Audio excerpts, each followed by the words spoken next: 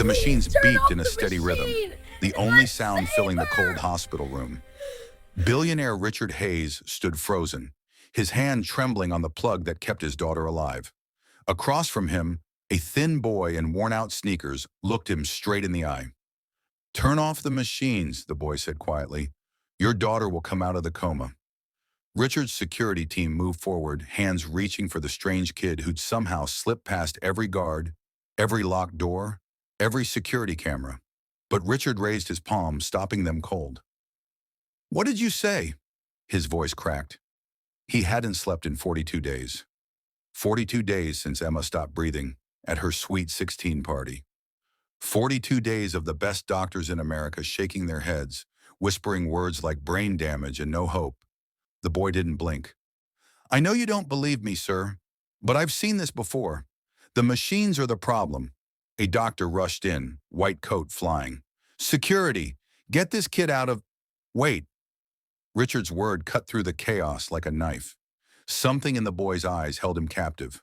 Desperation, maybe. Or something that looked dangerously close to truth. Behind the boy, Richard's wife Jennifer stood with tears streaming down her face. His son Tyler gripped the doorframe, knuckles white. They'd all been living in this nightmare together, watching Emma slip further away with each passing hour. "Who are you?" Richard whispered. "My name's Danny Cooper, sir. I live 3 blocks from here, and I know exactly what's wrong with your daughter." 3 months earlier, Richard Hayes had everything a man could want.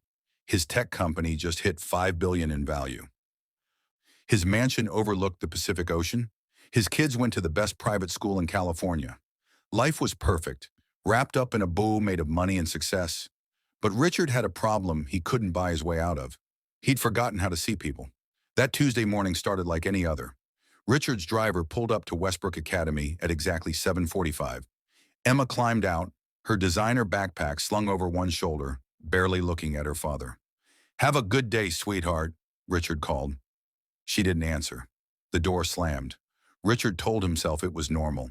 Teenagers were moody. She'd grow out of it. He pulled out his phone and dove into emails worth millions, never noticing the tears his daughter wiped away as she walked through the school gates.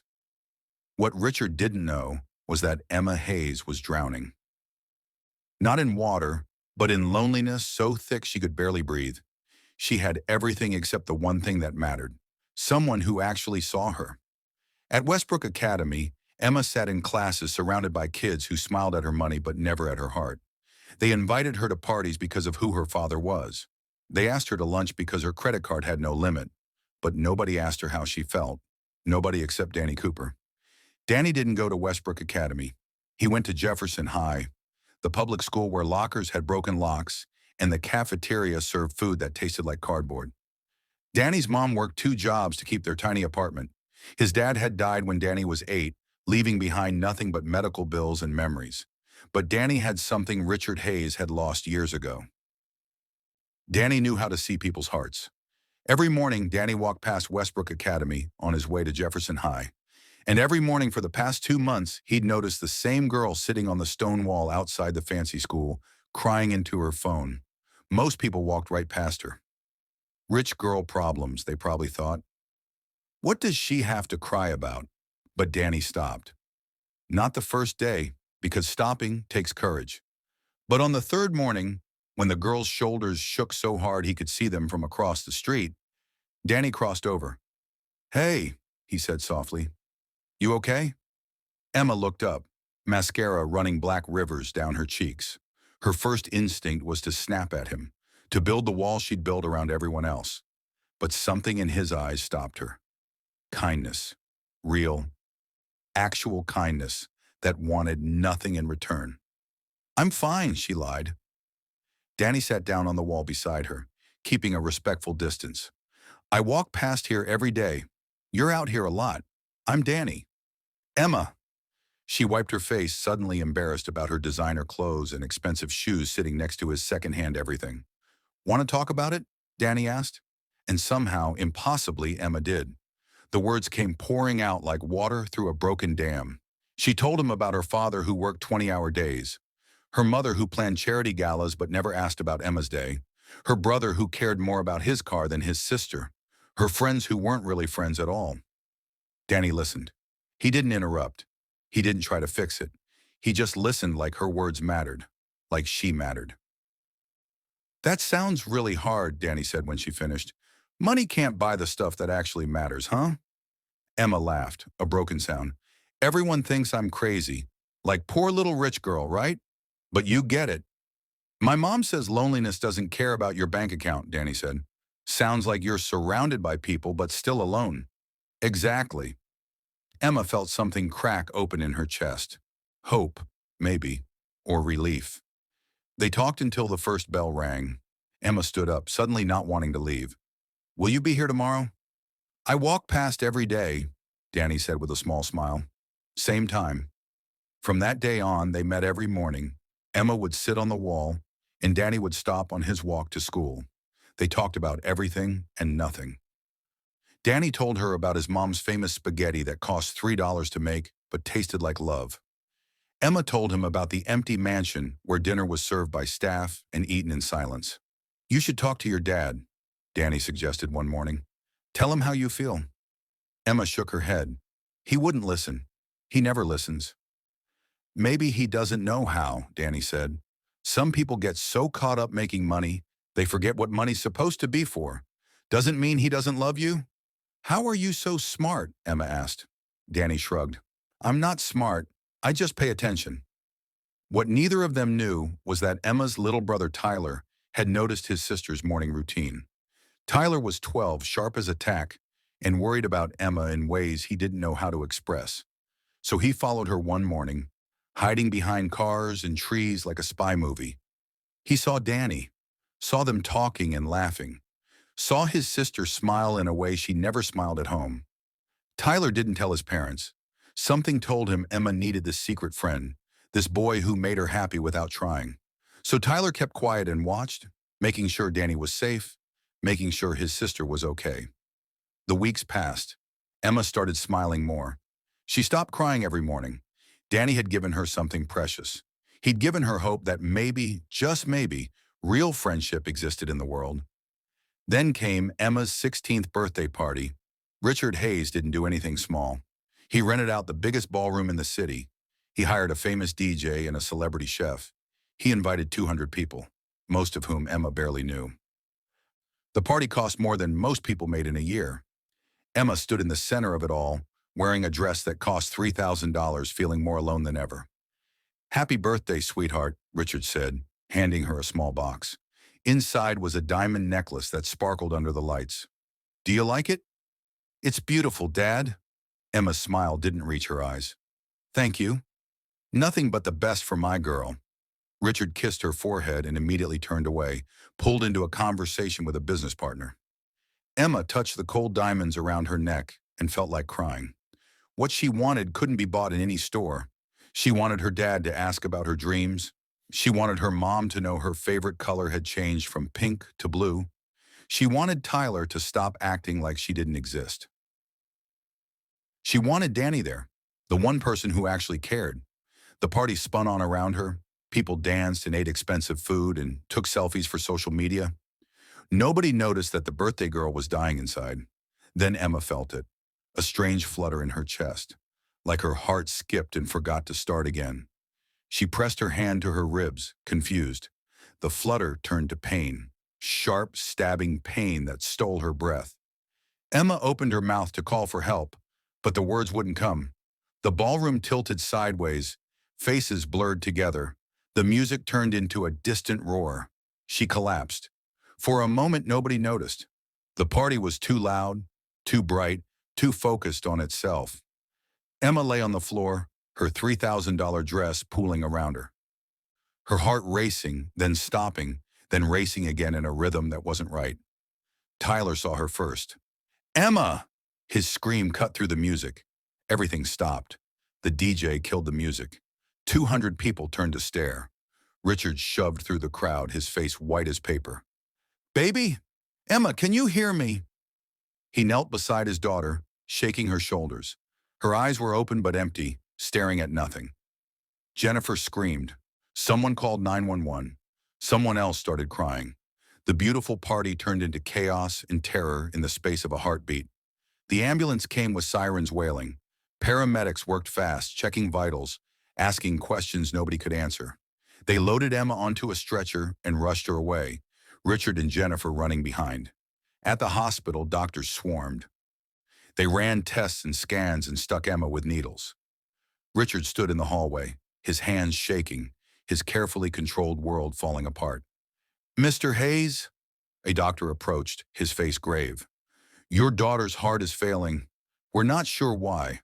We're doing everything we can." "Fix her," Richard said, his voice breaking. "Money's no object. Fly in specialists from anywhere. I don't care what it costs.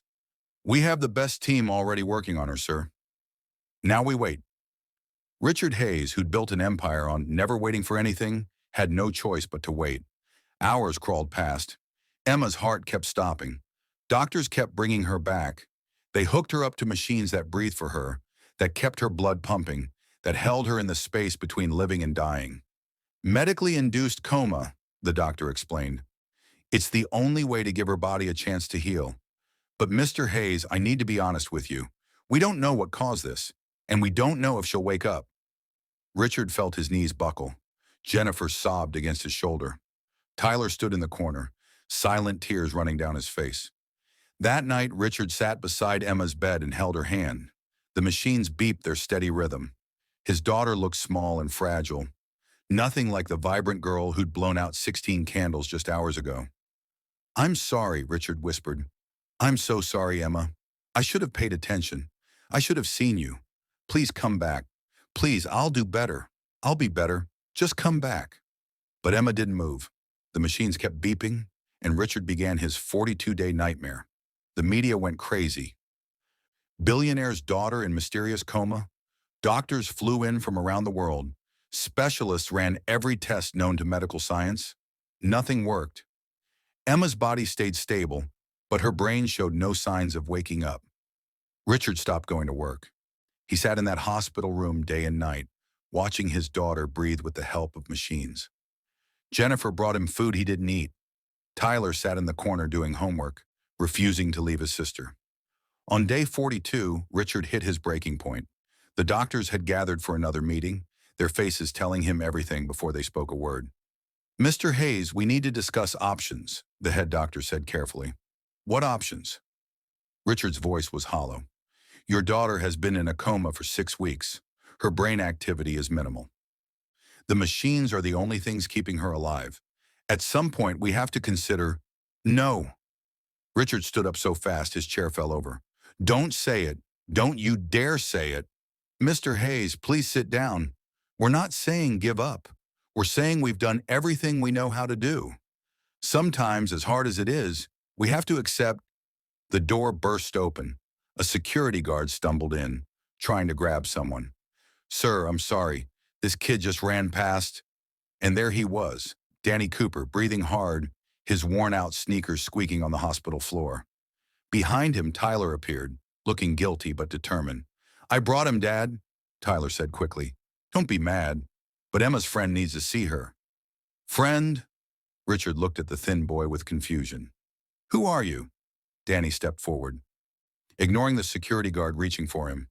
His eyes locked on Emma, hooked up to tubes and wires and machines. His face went pale. "My name's Danny Cooper, sir. I'm Emma's friend. We met every morning before school." His voice shook but held steady. "I need to tell you something. About Emma. About why she's sick." "Kid, now's not the time," a doctor started. "Her heart's not broken from disease," Danny interrupted, his words tumbling out fast. "It's broken from loneliness." "I've seen this before, Mr. Hayes. Not exactly like this, but close enough, and the machines are making it worse." Richard stared at this boy who'd appeared out of nowhere, making no sense. "What are you talking about? The machines are keeping her body alive, but they're keeping her spirit trapped," Danny said, taking another step closer to Emma's bed. "She needs to feel something real. She needs to know someone actually sees her. The machines are cold. They're not love. They're not connection. They're just metal and circuits." "That's medically impossible," a doctor said firmly. You can't will someone out of a coma. But you can't wake her up either, Danny shot back. You've tried everything, right? Every medicine, every treatment. Nothing's working because you're treating the wrong thing. You're treating her body when her heart's the problem. Richard felt something shift in his chest. This boy, this stranger, was saying things Richard had been thinking, but was too afraid to admit. Emma had been dying long before her heart stopped at the party. She'd been dying from neglect, from loneliness, from being invisible in her own home. I saw her every morning, Danny continued, his voice softer now. She told me everything, about how lonely she was, how nobody really saw her, how she felt invisible. Mr. Hayes, your daughter was drowning, and nobody noticed until she literally couldn't breathe anymore. Jennifer gasped. Richard closed his eyes, the truth hitting him like a punch. You're saying I did this, Richard whispered. You're saying I broke my daughter's heart. I'm saying she needs to feel loved, Danny said. Really loved. Not expensive presents kind of loved. Not fancy parties kind of loved. She needs to know that people see her heart, not her last name. Richard looked at his daughter, really looked at her for maybe the first time in years. When had he stopped seeing Emma as a person and started seeing her as just another part of his perfect life? When had he stopped asking about her dreams and started assuming his plans for her were enough? What do you suggest? Richard asked, his voice breaking. Danny took a deep breath. Turn off the machines. The room exploded. Doctors shouted. Security grabbed Danny's arms. Jennifer screamed. Tyler jumped in front of Danny, protecting him, but Richard held up his hand, silencing everyone. Explain, he said simply. The machines are a barrier, Danny said, struggling against the security guards but keeping his eyes on Richard. They're keeping Emma trapped in this in-between place. Her body's here, but her spirit's somewhere else, and she can't find her way back because everything here is cold and mechanical. If you turn them off, even for a minute, she'll feel the difference. She'll feel the real world again. She'll feel you. That will kill her, a doctor said flatly. Her heart can't beat on its own. How do you know? Danny challenged. You said you don't know what's wrong with her. You said you've tried everything. Maybe the machines are the problem. Maybe she needs to feel life, not just exist in it. Richard stood frozen between two impossible choices. Keep the machines on and watch his daughter fade away slowly, or turn them off and maybe lose her in seconds. Mr. Hayes, you cannot listen to this child, the head doctor said firmly. What he's suggesting is not just medically unsound, it's dangerous. If we turn off life support, Emma will die within minutes, maybe seconds. Her heart cannot sustain itself. But she's dying anyway, Tyler said quietly from the corner. Everyone turned to look at him. She's been dying this whole time. The machines aren't saving her. They're just delaying. Richard looked at his son, seeing him clearly for the first time in weeks. When had Tyler gotten so tall? When had he become wise enough to see truth? You've known about Danny, Richard said. Not a question. Tyler nodded. I followed Emma one morning. I saw them talking. She was happy with him, Dad. Really happy. She smiled. I hadn't seen her smile like that in forever. Richard turned back to Danny, this boy who'd somehow reached his daughter when nobody else could. Why did Emma talk to you? Because I listened, Danny said simply. I didn't try to fix her or change her. I just listened, like what she said mattered. The words hit Richard like a slap. When was the last time he'd really listened to Emma? Really heard her? He'd been so busy building his empire, so focused on giving his family everything money could buy, that he'd forgotten to give them himself. Mr. Hayes, please, the doctor tried again. We cannot turn off life support based on a teenager's theory. It's not ethical, it's not medical, it's suicide. So what do we do? Richard shouted, his control finally breaking. Watch her die slowly? She's been in this coma for 42 days. 42 days of your treatments and specialists and tests, and she's getting worse, not better. You said yourselves you're out of options. The doctor had no answer for that. Richard walked to Emma's bedside. He touched her hand, so cold despite the warm room. His beautiful daughter trapped in sleep, unreachable. The machines breathed for her, beeped for her, kept her alive but not living. Emma, Richard whispered, his voice shaking. Baby girl. I'm so sorry. I'm sorry I didn't see you. I'm sorry I chose work over you, money over time, success over love. I thought I was giving you everything, but I was giving you nothing that mattered. Tears ran down his face. I'm here now, really here. Not on my phone, not thinking about deals, not halfway listening. I'm here and I see you, and I love you more than anything in this world. Nothing changed.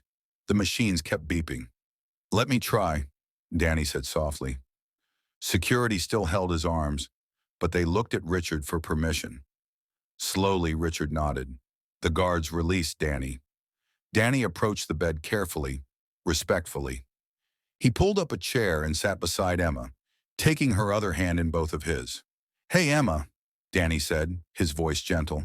It's me, Danny. I've been really worried about you. I waited at the wall every morning, but you never came.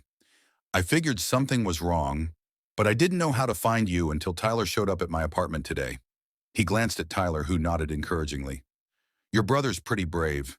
He told me what happened. And I need you to know something, Emma. You're not alone. You never were. All those mornings we talked, those mattered. You matter.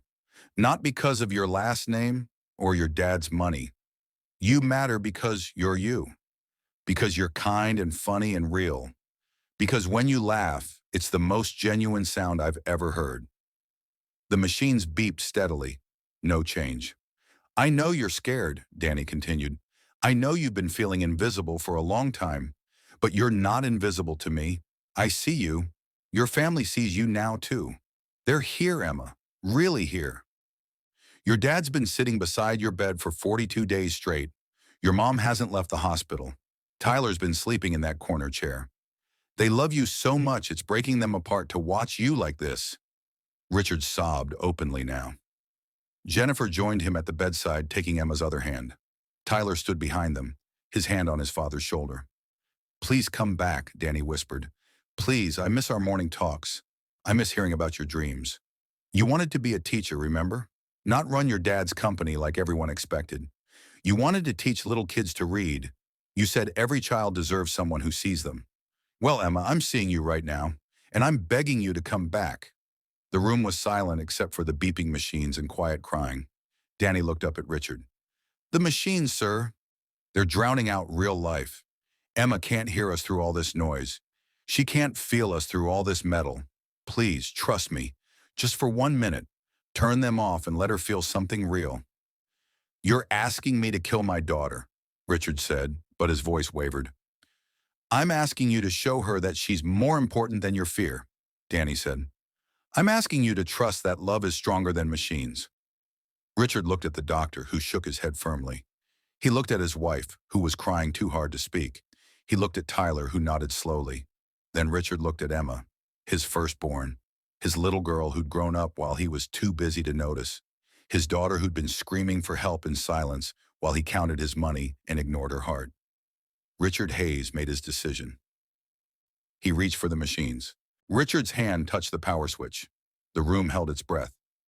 Mr. Hayes, I am officially advising against this, the head doctor said, his voice sharp with authority.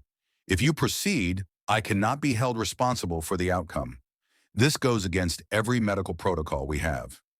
Then leave, Richard said quietly, his fingers wrapping around the switch. All of you, leave this room right now. The doctors looked at each other, uncertainty flickering across their faces. This was their patient, their responsibility.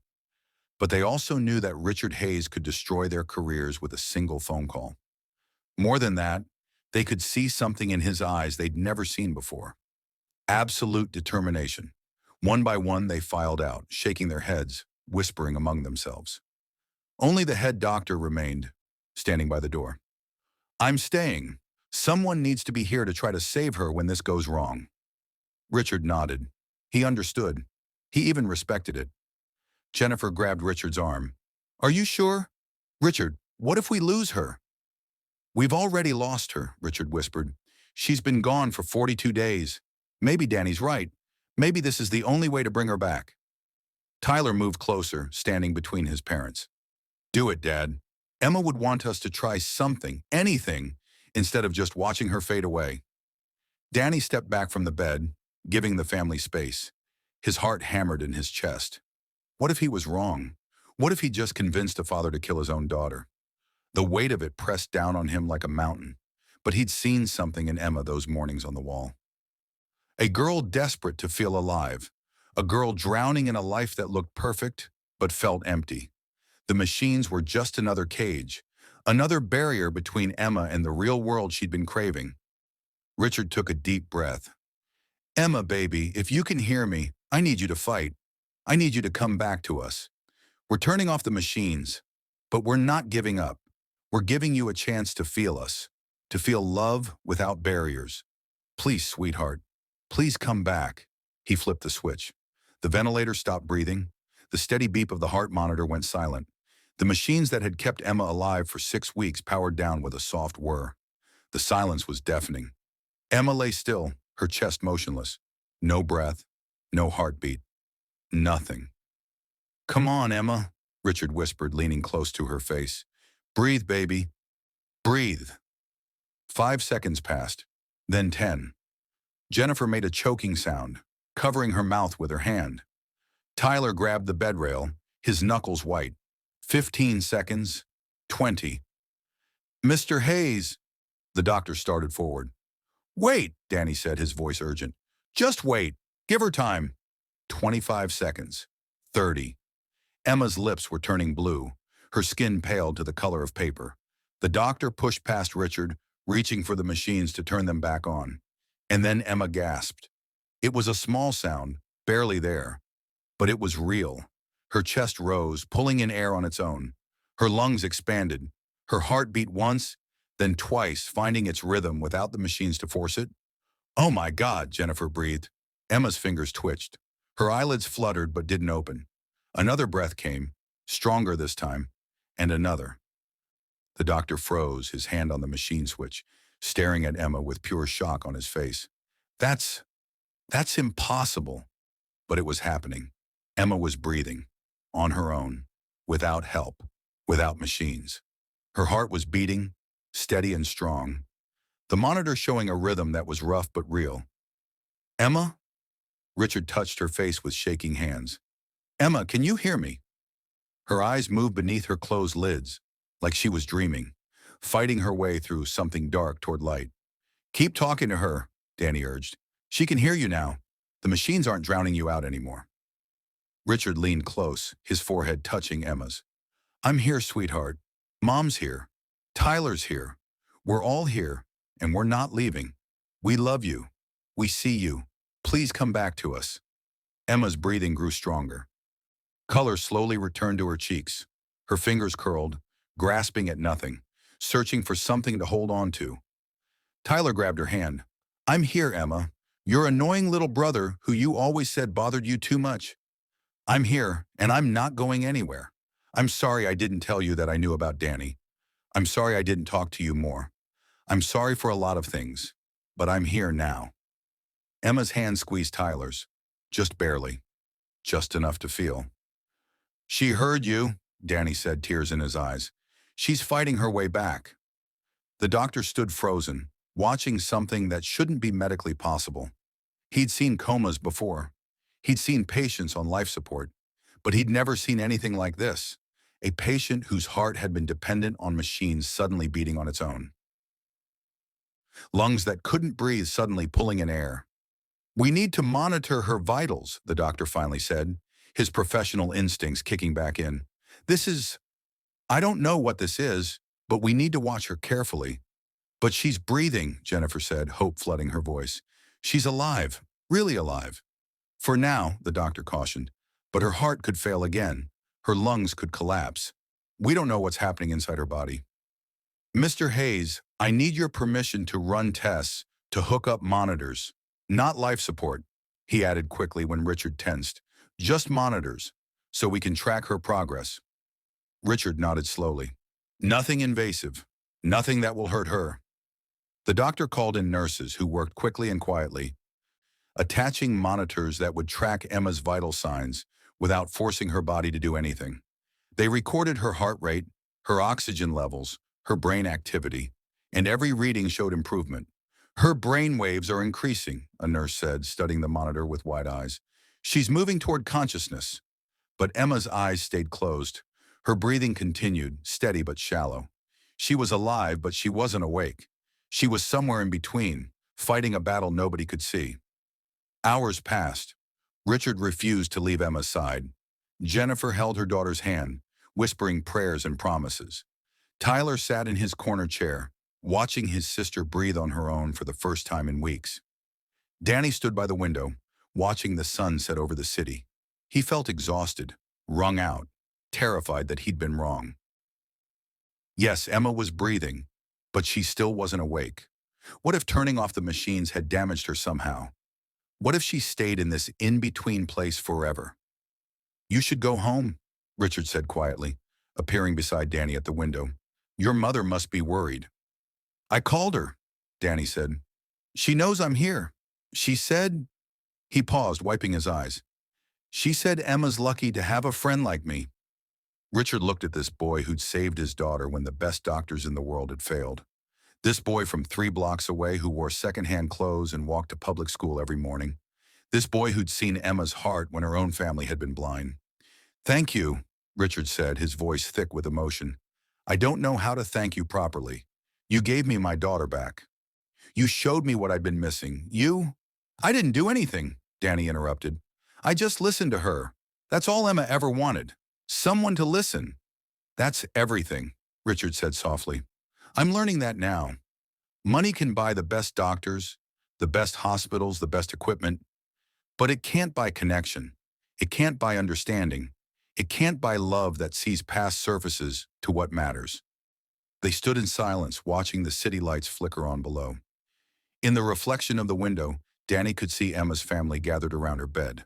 A family that was broken but trying to heal. A family that had almost lost everything before learning what mattered most.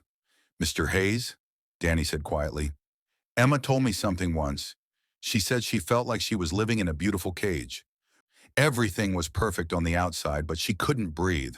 She couldn't be real. She couldn't be herself. Richard flinched like he'd been struck. I built that cage. You can tear it down, Danny said. When she wakes up, you can show her a different life. Not a smaller life or a poorer life. Just a real life. Where people matter more than things.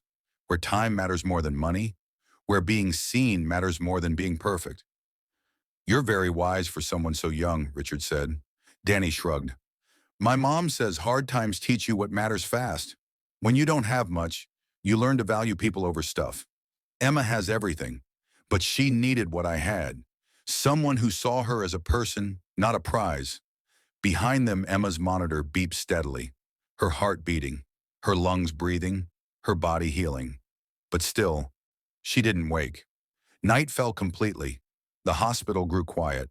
Nurses came and went, checking Emma's vitals, amazed at her continued improvement, but confused by her continued unconsciousness. It's like she's choosing to stay asleep, one nurse whispered to the doctor. Her body's ready to wake up, but something's holding her back. Danny heard this and moved to Emma's bedside. Richard had fallen asleep in his chair, exhausted from 42 days of no rest. Jennifer dozed on the small couch. Tyler's head rested on his arms at the foot of Emma's bed. Danny pulled up a chair and took Emma's hand, just like he used to hold it on those mornings at the wall when she'd been crying too hard to speak. Hey, Emma, he whispered. It's Danny again. I know you can hear me. Your body's getting stronger, but you're still hiding. I get it. Waking up is scary. Facing everything is scary. But you can't stay here forever. Your family needs you. The real you. Not the perfect daughter they wanted you to be. Just you. The girl who wants to teach kids to read. The girl who cries at sad movies and laughs at terrible jokes. The girl who's brave enough to be herself, even when it's hard. Emma's eyelids fluttered. Danny's breath caught. That's it, he encouraged softly. Come back, Emma. Come back to the real world. It's messy and complicated and sometimes lonely, but it's also beautiful.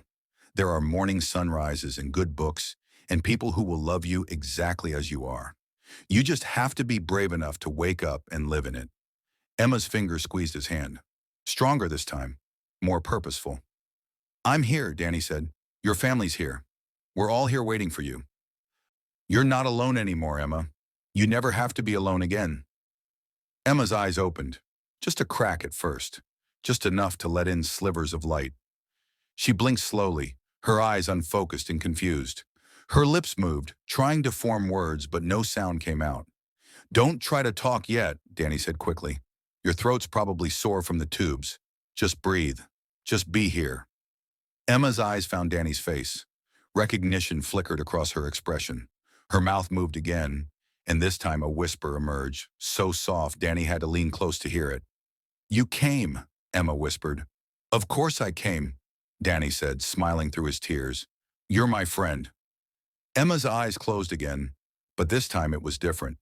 This wasn't the empty sleep of a coma. This was rest, real rest. Her breathing stayed steady, her heart beat strong. She was just tired, her body recovering from its long fight. Danny stood up carefully and turned to find Richard awake, staring at his daughter with wonder. She opened her eyes, Danny said. She's coming back. Richard moved to Emma's bedside, touching her face with gentle fingers. Emma? Sweetheart? Emma's eyes opened again, focusing on her father. Tears spilled down her cheeks. Dad? I'm here, baby, Richard said, his voice breaking. I'm here and I'm so sorry. I'm sorry for everything. I'm tired, Emma whispered. So tired. Then rest, Richard said. We'll be here when you wake up. Really here, I promise. Emma's eyes drifted closed, and within seconds her breathing evened out into natural sleep. The doctor rushed in, checking her monitors, his face showing amazement. She's sleeping normally, he announced. Not coma. Not unconscious. Just sleeping. Her vitals are strong. Her brain activity is normal. This is a miracle. There's no other word for it. Jennifer woke up, saw Emma sleeping peacefully, and burst into tears. Tyler jumped up and grabbed his sister's hand, laughing and crying at the same time.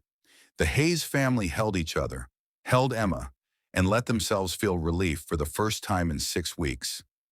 Danny slipped toward the door, feeling like he didn't belong in this private family moment, but Richard's voice stopped him. Danny, wait. Danny turned. Richard crossed the room and pulled the boy into a tight hug. You saved her. You saved my whole family. How can I ever repay you?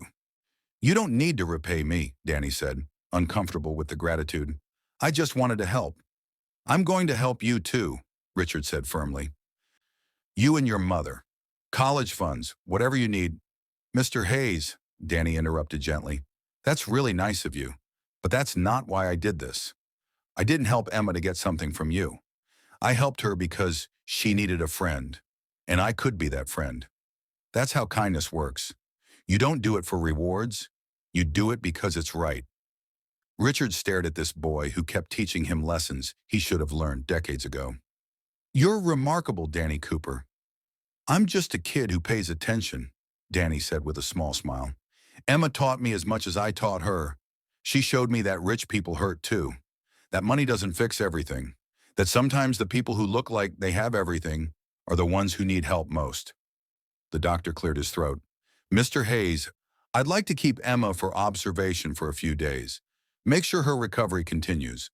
But if things progress like this, she should be able to go home by the end of the week. Whatever she needs, Richard said. But doctor, thank you for staying, for trying, for not giving up. The doctor nodded slowly. I've been practicing medicine for 30 years. I've never seen anything like this. That boy was right about something. Sometimes healing isn't just about medicine. Sometimes it's about connection, about love, about being seen. He looked at Danny with new respect. You taught this old doctor something tonight, son. Danny ducked his head, embarrassed. He wasn't trying to teach anyone anything. He'd just done what felt right, what Emma needed. The night stretched on. Emma slept peacefully, her family watching over her. Around 3 in the morning, Danny finally accepted Richard's offer to have his driver take him home. He was so tired he could barely stand. The car that picked him up was worth more than every apartment in Danny's building combined. The driver held the door open like Danny was someone important.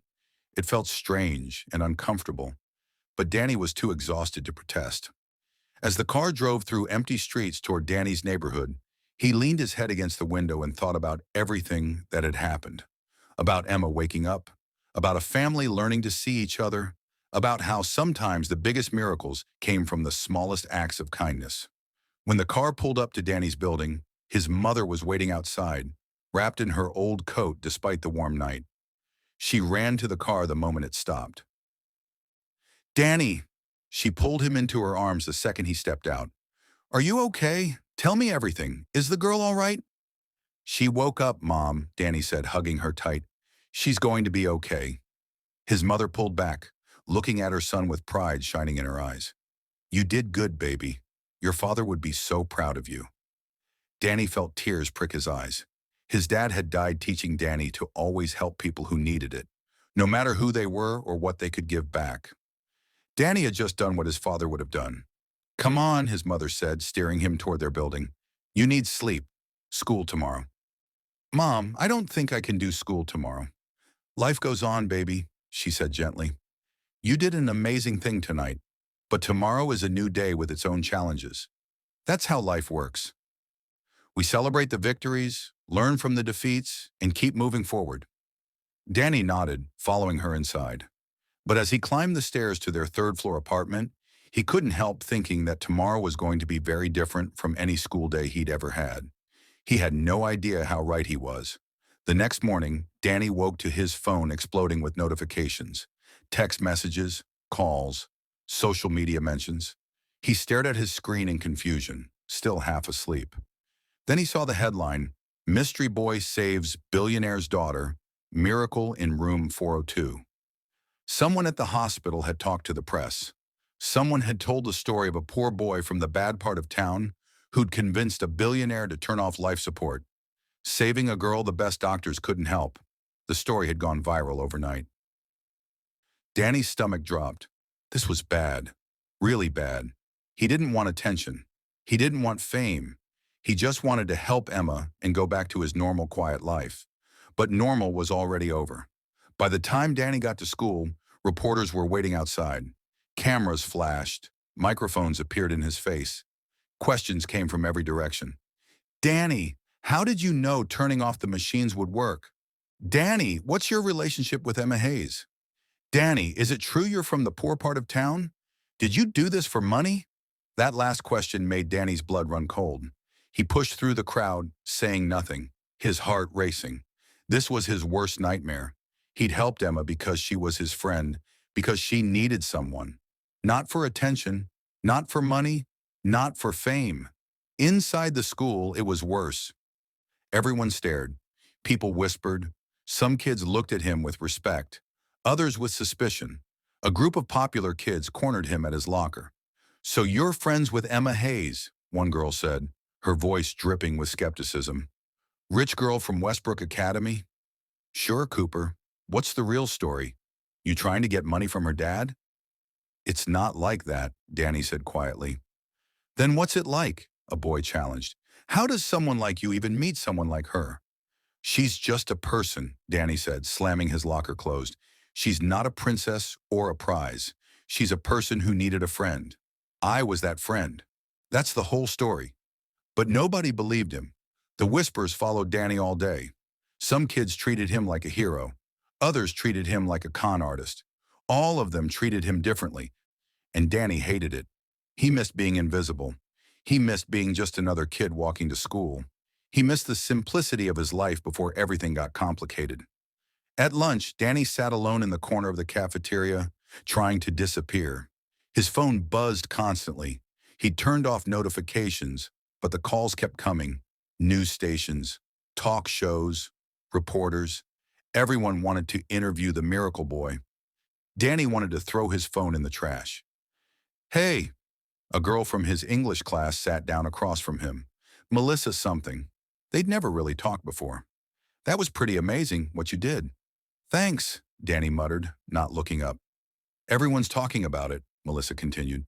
"About how you saved that rich girl. About how you got past all her dad's security. About how you convinced him to pull the plug."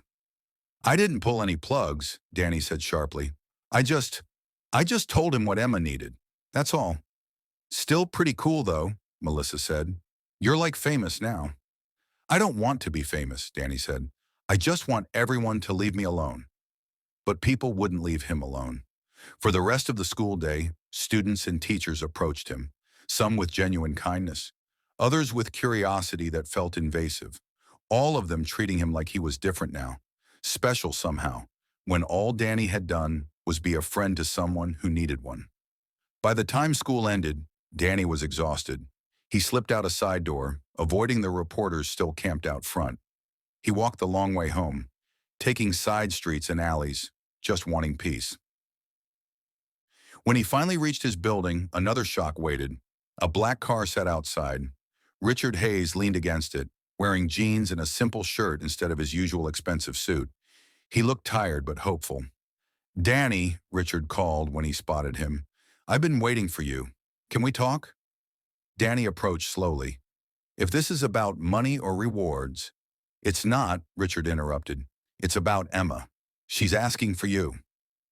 Danny's resistance crumbled. "She is?" "She's been awake most of the day," Richard said. "Talking, eating, getting stronger by the hour. The doctors are amazed, but she keeps asking when you're coming back. She wants to see you." Danny hesitated. Part of him wanted to run back to the hospital, to see Emma awake and healthy with his own eyes, but another part of him was terrified. Everything was changing so fast. His quiet life was exploding into something he didn't recognize. "What if I make things worse?" Danny asked quietly. "What if all this attention hurts her? Hurts your family?" "You saved my family," Richard said firmly. "And Emma needs her friend right now. Please, Danny, come with me." Danny looked at his apartment building, then at Richard's car, then at the man who'd almost lost everything, before learning what mattered most. Finally, he nodded. "Okay, let me tell my mom first." 10 minutes later, Danny was in the back of Richard's car, driving toward the hospital. Richard sat beside him, not across from him like a boss and employee, beside him like an equal. "I've been thinking a lot about what you said," Richard started, "about cages and real life and being seen. I've been so focused on building success that I forgot why I was building it in the first place. I wanted to give my family everything, but I gave them nothing that mattered." "You're learning," Danny said. "That's what matters now." "I want to do better," Richard continued. "Not just with Emma, with Tyler, with my wife, with everyone. I want to be the kind of man who sees people, really sees them the way you do." "It's not hard," Danny said. "You just have to pay attention. Listen more than you talk. Care about people's hearts, not just their accomplishments. Ask questions and actually want to know the answers." Richard nodded slowly, absorbing this. They rode in silence for a moment. Then Richard said something that surprised Danny. "I was like you once. Did you know that? I grew up poor. My dad worked construction. My mom cleaned houses. I wore secondhand clothes and went to public school and knew what it felt like to have nothing." Danny looked at him with surprise. "Really?" "Really," Richard confirmed. "I built my company from nothing. Worked my way through college, started in a garage. All those cliches you hear about self-made millionaires. That was me. And somewhere along the way, I forgot where I came from. I forgot what mattered. I got so caught up in success that I lost myself." "You can find yourself again," Danny said. "Emma's second chance is your second chance too." They arrived at the hospital. This time, no reporters waited. Richard had hired extra security to keep them away, to give his family privacy. They took a private elevator to Emma's floor. Outside her room, Richard paused. "Thank you, Danny, for everything. For seeing my daughter when I was blind. For teaching me what I'd forgotten. For reminding me what really matters." Danny didn't know what to say to that, so he just nodded. They walked into Emma's room together. Emma sat propped up in bed, looking pale and tired but alive. So wonderfully alive. Her eyes lit up when she saw Danny. "You came back," she said, her voice still raspy but stronger than last night. "Of course I came back," Danny said, moving to her bedside. "How are you feeling?" "Like I got hit by a truck," Emma admitted with a weak smile. "But alive. Really alive. For the first time in forever." Tyler sat in the corner doing homework. Jennifer was reading a magazine. Both of them smiled at Danny when he entered. Real smiles full of genuine warmth and gratitude. This was what family should look like, Danny thought. Not perfect, not polished, just real. Together. Present. Tell me everything, Emma said to Danny. Tyler said you ran into the hospital like an action hero. The nurses are calling you the miracle boy. Danny felt his cheeks heat up. It wasn't like that. I knew something was wrong. Tyler found me and brought me here, and I told your dad what I thought. That's all. You saved my life, Emma said seriously. The doctors said my heart was failing. They said I was dying, but you knew what I needed better than any of them. I just knew you, Danny said simply, and I knew those machines weren't what you needed. You needed to feel connected to real life again, to feel seen and loved and real. Emma's eyes filled with tears. I felt so alone, Danny. Even surrounded by people, even with everything money could buy. I felt invisible. You're not invisible anymore, Danny promised. Your family sees you now, really sees you. Emma looked at her father, who moved to her other side. Richard took his daughter's hand carefully, like she was made of glass. I'm sorry, Emma, Richard said, his voice thick with emotion. I'm sorry I made you feel invisible. I'm sorry I chose everything else over you. I'm sorry I built you a beautiful cage instead of giving you freedom to be yourself. Dad, Emma started. Let me finish, Richard said gently. I'm sorry, and I'm going to do better. Not perfect. I'm going to mess up, but I'm going to try. Really try. I'm going to listen to you. I'm going to ask about your dreams and actually care about the answers. I'm going to be present. I'm going to be your dad, not just a wallet or a name or a provider. I'm going to see you. Emma sobbed, pulling her father into a hug. Richard held his daughter and cried with her, both of them releasing 42 days of fear and pain and almost loss. Tyler got up from his corner and joined the hug. Then Jennifer. The Hayes family held each other and cried and healed together. Danny stepped back, giving them space. This was their moment, their beginning of something new. But Emma reached out and grabbed his hand, pulling him into the circle. You're part of this too, she said firmly. You're part of our family now, whether you like it or not. Danny found himself wrapped in the Hayes family hug, feeling awkward and overwhelmed, but also strangely right. Like maybe he belonged here too, not because of money or status or anything material, but because sometimes families aren't just born. Sometimes they're chosen. Sometimes they're built from connection and kindness and people who see each other's hearts. The moment broke when a nurse came in to check Emma's vitals. She smiled at the scene. This is the best medicine, she said. Love and connection works better than anything we can prescribe.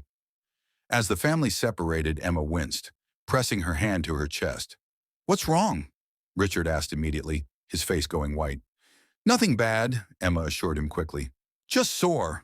The doctor said my heart muscle is strained. It needs time to recover. They want to keep me here for a few more days just to be safe. But something flickered across her face, something she didn't say. Danny saw it. Emma, what is it? What aren't you telling us? Emma hesitated, biting her lip.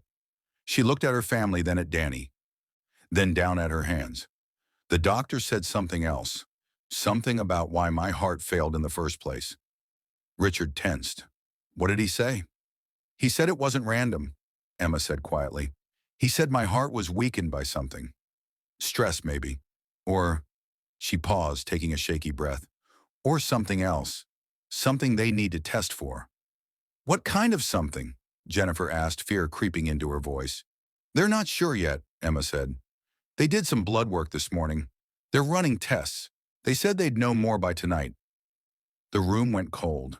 Everyone had been so focused on celebrating Emma's recovery that they'd forgotten to ask why she got sick in the first place. Hearts didn't just fail for no reason, especially not in healthy 16-year-old girls. What are they testing for? Richard demanded. What do they think it could be? Emma looked scared. Really scared. More scared than she'd been waking up from a coma. They mentioned a lot of things. Some kind of virus, maybe. Or a genetic condition. Or, she stopped, unable to say the last possibility. Or what? Tyler asked, his voice small. Emma's eyes filled with tears. Or poison. The word dropped into the room like a bomb. For a moment, nobody moved. Nobody breathed. Nobody could process what Emma had just said. Poison, Richard repeated, his voice barely a whisper. That's impossible. Who would poison you? I don't know, Emma said, tears spilling down her cheeks. But the doctor said my blood work showed something strange, something that shouldn't be there. They're running more tests to figure out what it is, but he said the symptoms match certain types of poisoning. Slow poisoning, over weeks or maybe months. Danny felt ice run through his veins. Poisoning. Someone had been poisoning Emma. Someone had been slowly killing her, making her heart weak, making her sick, leading to the collapse at her birthday party. Who had access to your food? Richard asked, his mind already working, already thinking like the businessman he was. Who could have done this? Dad, I don't know, Emma said helplessly. I ate at school. I ate at home. I went to restaurants with friends. It could have been anyone. It could have been anywhere. Or it could have been nowhere, Jennifer said quickly. Maybe the doctors are wrong. Maybe it's not poison. Maybe it's just a weird virus or condition they haven't seen before. But even as she said it, nobody believed it. The pieces were falling into place too perfectly. Emma's gradual decline over months, her increasing fatigue and sadness that everyone had attributed to teenage depression, her heart failing at 16 for no apparent reason. Someone had been poisoning Richard Hayes' daughter, and whoever it was might still be out there, might still be a threat, might try again. The hospital room erupted into chaos. Richard pulled out his phone, barking orders at his head of security. Jennifer paced back and forth, her hands shaking. Tyler moved closer to Emma's bed, like he could physically protect his sister from an invisible threat. Danny stood frozen, his mind racing. Poisoning. Someone had deliberately hurt Emma. Someone had watched her suffer and did nothing. Someone had tried to kill her. I want every staff member in my house investigated, Richard shouted into his phone. Chef, housekeepers, drivers, gardeners, everyone. I want background checks, lie detector tests, everything. Someone got close enough to my daughter to poison her, and I want to know who. Richard, calm down, Jennifer said, though her own voice shook. We don't know anything for certain yet. Let's wait for the test results. Wait? Richard spun on her, his face red. Someone tried to murder our daughter, and you want me to wait? We don't know that, Jennifer insisted. It could be anything. The doctors could be wrong. But the doctor who entered the room moments later confirmed their worst fears. He carried a tablet with test results, his face grave. Mr. and Mrs. Hayes, we've identified the substance in Emma's bloodstream, he said without preamble. It's a compound called oleander extract, highly toxic. In small doses over time, it causes exactly the symptoms Emma experienced: fatigue, confusion, heart arrhythmia, and eventually cardiac arrest. The room went silent. Richard's phone slipped from his hand, clattering on the floor. Jennifer made a choking sound. Tyler grabbed Emma's hand so hard she winced. Oleander, Richard repeated numbly. That's a plant. Yes, the doctor confirmed. It grows commonly in warm climates. Every part of it is poisonous. Ground into powder or extracted into liquid, it's almost tasteless. Easy to hide in food or drink, and it builds up in the system slowly, which is why Emma's symptoms progressed over months rather than happening all at once. How much did she ingest? Jennifer whispered. Based on the levels in her blood, I'd estimate she was consuming small amounts regularly over the past 3 to 4 months, the doctor said, possibly in her daily routine, something she ate or drank consistently. Emma's face went white. My morning smoothies. Everyone turned to look at her. I have a smoothie every morning, Emma continued, her voice shaking. The same one. Strawberry, banana, protein powder.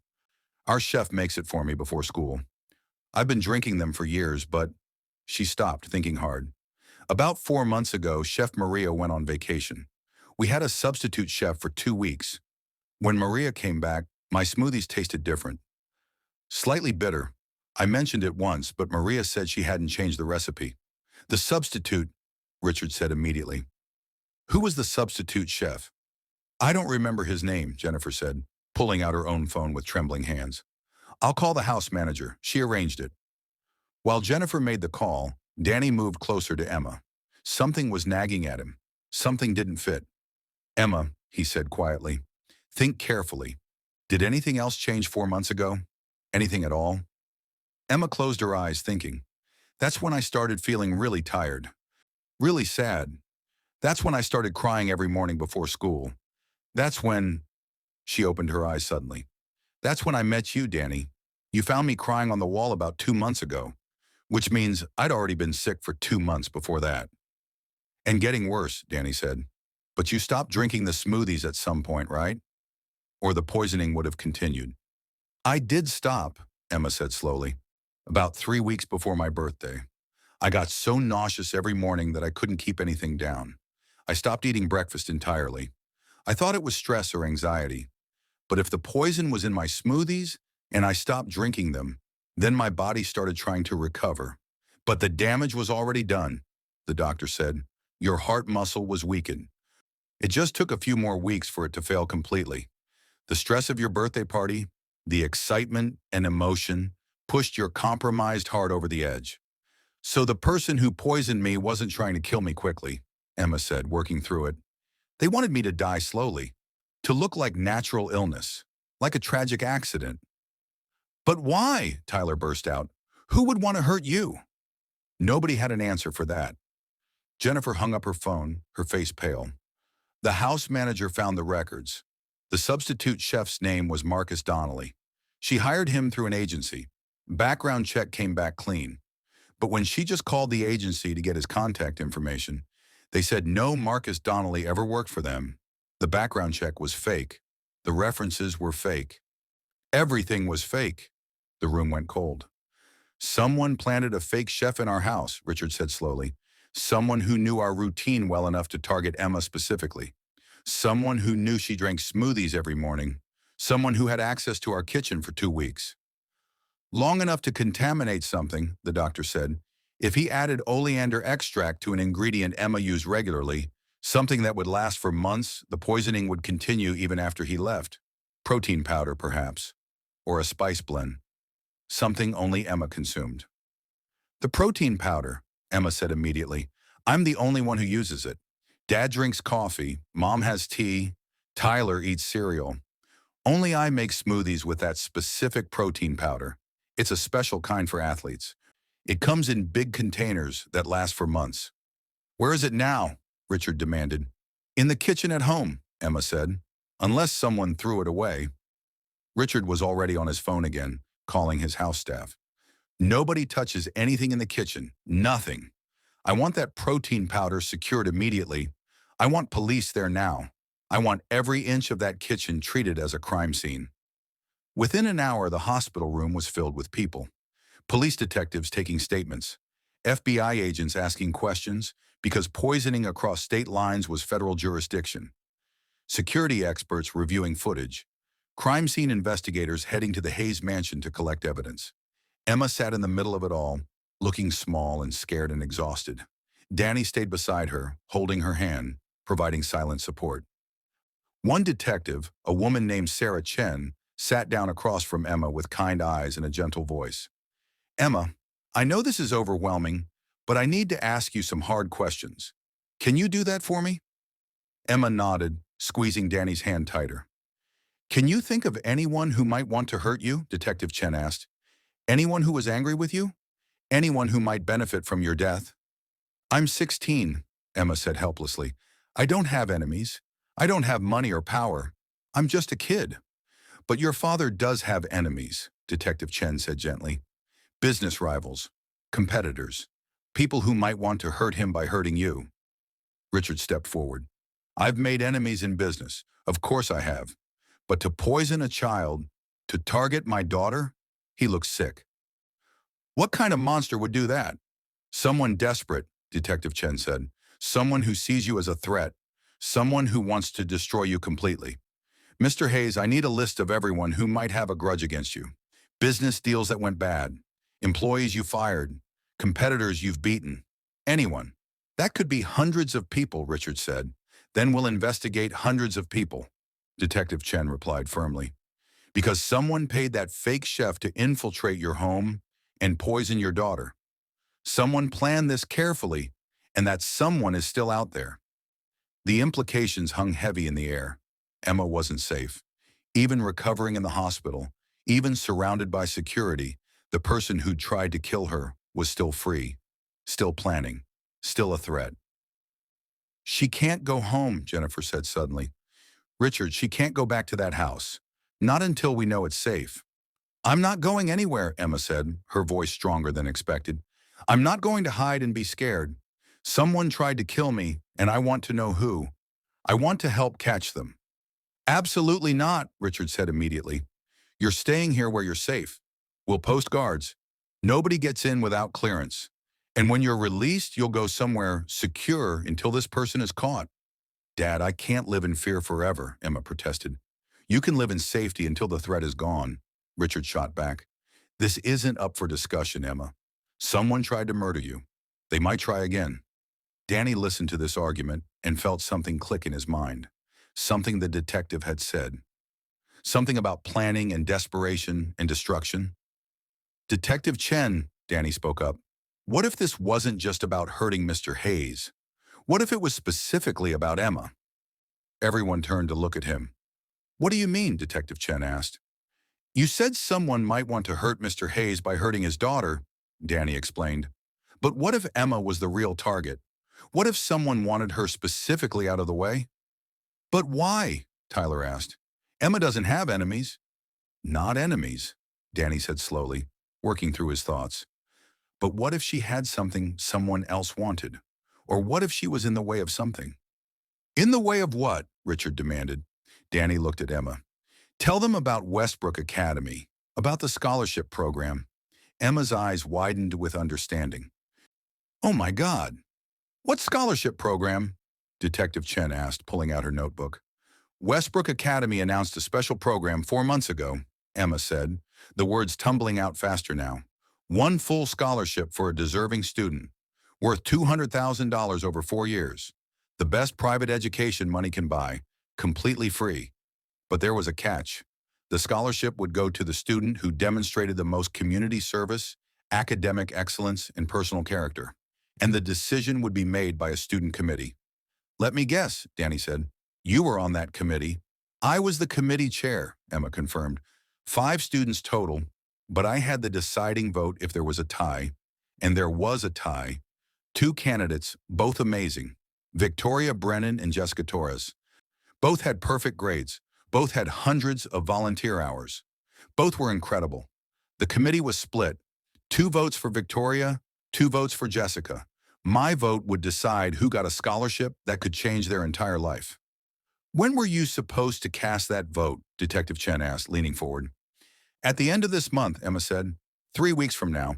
But obviously I haven't been able to participate in committee meetings while I've been in a coma. The school postponed the decision until I recovered. But if I had died, she stopped, realization dawning on her face. If I had died, they would have had to choose a new committee chair. Someone else would have made the decision. Someone who might have been influenced, Danny said, or paid, or convinced to vote a certain way. Detective Chen was writing quickly. Do these candidates have families? Parents who might be desperate enough to eliminate the competition? Victoria's parents are both lawyers, Emma said. Rich, successful, not desperate at all. Jessica's mom is a single parent. She works 3 jobs to support Jessica and her younger siblings. Jessica getting this scholarship would mean everything to their family. It would mean Jessica could go to an elite school, get into a top college, break the cycle of poverty. So Jessica's mother had motive, Detective Chen said. Desperation. Her daughter's future on the line. No, Danny said firmly. No way. I know Jessica's mom. She would never hurt anyone. She works herself to death to provide for her kids the right way. She wouldn't poison someone. You know her, Detective Chen asked sharply. She works at the diner near my school, Danny said. I eat there sometimes. She's kind and honest and exhausted, but she's not a murderer. People do unexpected things when their children's futures are at stake, Detective Chen said gently, but Emma was shaking her head. It's not Jessica's mom. I know it's not, because I already decided. I was voting for Jessica. She deserved it more. Her story was more compelling. Her need was greater. Victoria's parents could afford private school without the scholarship. Jessica's family couldn't. I told the committee my decision 3 days before I got sick. Silence fell over the room. You told them 3 days before someone poisoned you, Detective Chen said slowly. Which means someone on that committee knew you were voting for Jessica. Someone who wanted Victoria to win instead. Victoria's parents, Richard said. The lawyers. They must have found out Emma was voting against their daughter. They hired someone to poison her, to get her out of the way, to ensure Victoria won the scholarship. But that makes no sense, Jennifer protested. They're rich. They can afford private school. Why risk everything for a scholarship they don't even need? It's not about the money, Emma said quietly. It's about prestige. Victoria's parents are obsessed with status, with winning, with being the best. If Victoria got the scholarship, it would prove she earned it, that she was chosen over everyone else. It would open doors to the most elite colleges. It would be a crown jewel on her resume. For people like that, being second best is unacceptable. So they decided to eliminate the person standing in their daughter's way, Detective Chen said grimly. We need to bring Victoria's parents in for questioning immediately. Wait, Tyler said suddenly. Everyone looked at him. There's something wrong with this theory. What? Detective Chen asked. Victoria, Tyler said. I know Victoria. She goes to my gaming club. She's nice, really nice. And she talks about her parents sometimes. She complains about how controlling they are, how they pressure her constantly, how they make everything a competition.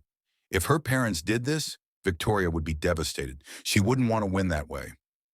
She might not know, Detective Chen said. Parents don't always tell their children what they're doing to protect them. But something was still nagging at Danny. Something didn't fit. He thought about Emma's story, about the committee, about the timing. Who else knew about your decision? Danny asked Emma. Besides the committee, who knew you were voting for Jessica? Emma thought hard. Just the committee and the school advisor who oversees the program. Mr. Patterson. He's the one who set up the whole scholarship. Mr. Patterson, Danny repeated. The advisor. What do you know about him? He's been at Westbrook for 2 years, Emma said. He teaches economics and runs the scholarship program. He seems nice enough. Kind of intense about the whole thing, but I figured he just cared about helping students. Detective Chen was already on her phone, pulling up information. Her face went pale as she read. Robert Patterson, she said slowly. Formerly Robert Patterson Brennan. Changed his name legally 3 years ago. And before anyone asks, yes, he's related to Victoria Brennan. He's her uncle. The room exploded again. Richard swore loudly. Jennifer gasped. Tyler jumped up from his chair. The advisor running the scholarship program is the candidate's uncle, Richard shouted. How is that even legal? It's not, Detective Chen said. It's a massive conflict of interest. The school didn't know about the relationship because he changed his name. He's been manipulating this entire process from the beginning. But why? Emma asked. If he wanted Victoria to win, why didn't he just rig the committee votes? Why poison me? Because you couldn't be bought or intimidated, Danny said, understanding now. You were incorruptible. He probably tried to influence you subtly, to guide you toward voting for Victoria. But when he realized you'd made up your mind for Jessica, he panicked. He couldn't change your vote.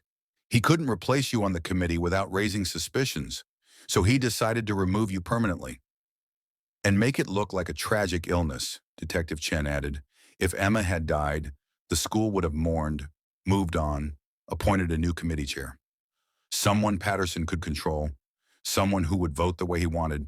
Victoria would get the scholarship. His family would have what they wanted, and nobody would ever suspect the kind advisor who just wanted to help students. That's insane, Jennifer whispered.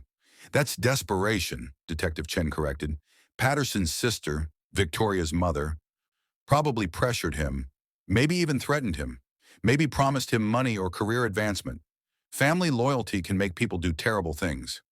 We need to arrest him, Richard said, now, before he realizes we know. Already on it, Detective Chen said, typing rapidly on her phone. I'm sending units to his home and to Westbrook Academy. We'll pick him up within the hour, and we'll search for evidence, the oleander extract, proof of his connection to the fake chef, everything. She looked up at Emma with sympathy. I know this is hard to hear. Someone you trusted, a teacher, Tried to kill you over a scholarship. But you're safe now. We'll make sure he can't hurt you again." But Emma didn't look relieved. She looked horrified. "Victoria," she whispered. "Does Victoria know? Did she know what her uncle was doing?" "We'll find out," Detective Chen promised. "But my guess, no. Most children don't know the lengths their family will go to for them. Victoria probably has no idea her uncle tried to murder her competition." Emma started crying. Not for herself, but for Victoria. For a girl whose uncle had committed murder in her name. For a scholarship that was supposed to create opportunity, but instead had created tragedy. Danny held Emma's hand while she cried. Tyler moved to her other side, awkwardly patting her shoulder. Richard and Jennifer stood together, holding each other, processing the nightmare their life had become. Hours passed. Police came and went. Updates trickled in. Robert Patterson had been arrested at his apartment. Evidence had been found. Oleander plants growing in his backyard. The contact information for the fake chef employment agency. Emails discussing the plan with Victoria's mother. Both Patterson and Victoria's mother were now in custody.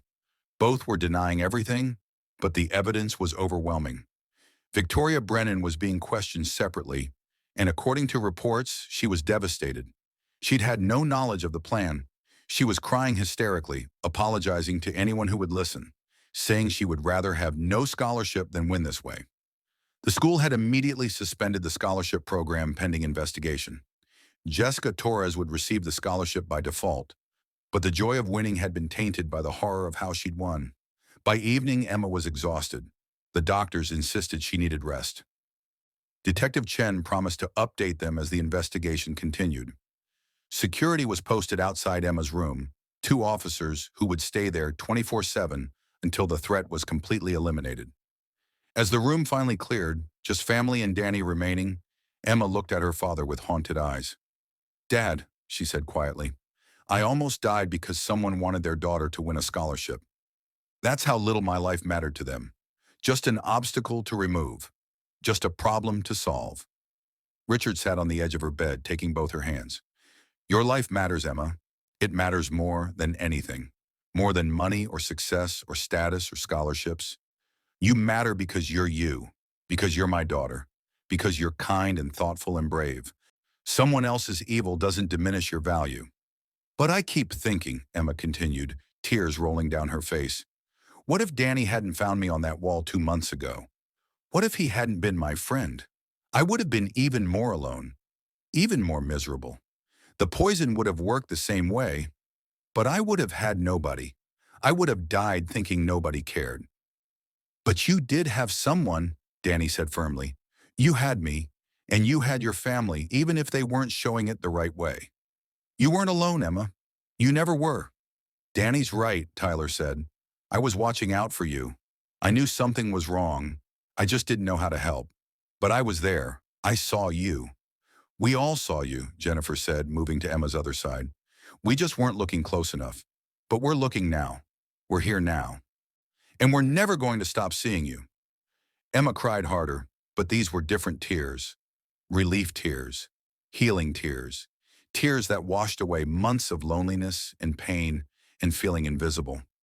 The family held each other while Danny stepped back, giving them space. He moved to the window, looking out at the city lights, thinking about how close they'd come to losing Emma. How a simple act of kindness, stopping to talk to a crying girl on a wall, had saved her life in ways nobody could have predicted. "Danny," Richard's voice made him turn. "Don't go far. You're part of this family now. Emma's right about that." Danny smiled slightly. "I'm just giving you space." "We've had enough space," Richard said. "What we need now is connection. Real connection. The kind you showed us how to have." Danny moved back to the group, letting himself be pulled into their circle. They sat together in Emma's hospital room, not talking, just being present, being real, being there for each other in the way that mattered most. Outside the window, the sun was setting, painting the sky in shades of orange and pink. A beautiful ending to a terrible day. A reminder that even in darkness, light could break through. Emma fell asleep with her family around her, feeling safer than she'd felt in months. The poison was leaving her system. The person who tried to kill her was in custody. Her heart was healing, both physically and emotionally. But in her sleep, Emma didn't know that the nightmare wasn't over yet, because while Robert Patterson and Victoria's mother sat in jail cells downtown, someone else was making plans. Someone who'd watched the arrest on the news. Someone who realized that Patterson had failed. Someone who decided that if you want something done right, you have to do it yourself. In a penthouse apartment across the city, a figure stood at the window, watching the same sunset Emma was sleeping through. In their hand was a phone, making a call to someone very expensive and very dangerous. The plan failed, the figure said coldly. Patterson was an amateur, but Emma Hayes is still alive, and that's unacceptable. I need you to finish what he started, and this time, make it look like an accident. No poison, no evidence. Just a tragic incident that nobody will question. On the other end of the line, a voice agreed. A price was named. A plan was made. The figure hung up and smiled coldly at the city below. Sorry, Emma Hayes, but some people are just in the way of progress, and I always remove obstacles. Back at the hospital, Emma slept peacefully, unaware that new danger was coming. Unaware that someone even more ruthless than Patterson wanted her dead. Unaware that her recovery had only made her a bigger target. Danny sat in the corner of the room, unable to shake a feeling of unease. Something was wrong, something he couldn't quite name. He looked at Emma sleeping peacefully, her family watching over her, security posted outside. She should be safe. She should be fine. Patterson was arrested. The threat was over. So why did Danny feel like they were missing something? Why did he feel like the danger wasn't over at all? He pulled out his phone and texted his mother that he'd be staying at the hospital a while longer. Something told him Emma needed him there. Something told him to stay alert. He didn't know how right he was. Outside Emma's room, one of the security guards checked his watch and yawned. It had been a long day. He'd been on duty since 6 that morning. He was tired and ready for his shift to end. He didn't notice the hospital administrator who walked past, smiling pleasantly, wearing a name badge that looked official, but was actually fake. He didn't notice when that same administrator stopped at a supply closet and pulled out a key card that shouldn't exist. He didn't notice anything wrong until it was too late. The lights in the hallway flickered once, then went out completely. Emergency lighting kicked in, casting everything in an eerie red glow. Power outage, the other guard said, reaching for his radio. Probably just a circuit breaker. But Danny, sitting in Emma's room, heard something that made his blood run cold. A sound that didn't belong. A soft beeping that was getting faster.